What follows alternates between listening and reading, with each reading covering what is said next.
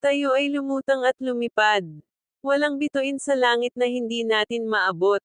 Kung ating susubukan, maging malaya tayo, para makita tayo ng mundo sa ibang paraan. Lumikha ng espasyo sa pagitan. Hanggang sa magkahiwalay ang ating mga puso.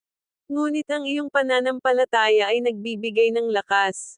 Lakas upang maniwala. Nararamdaman mo ba itong nabubuo? Parang alon ng karagatan na hindi mapigilan. Konektado ng isang pakiramdam sa ating mga kaluluwa. Para makita ng lahat, kung susubukan nating tumakbo para makarating sa lugar na iyon. Higit pa sa pag-asa, higit pa sa pananampalataya. Ito ang tadhana at sama-sama nating makikita na darating. Higit sa iyo kaysa sa hindi ko gusto. Ngunit isang pangangailangan para makarating sa lugar. Ngayon ang oras kung subukan mong lumaya. Alam mong makikita tayo ng mundo sa ibang paraan. Kaysa kung sino tayo.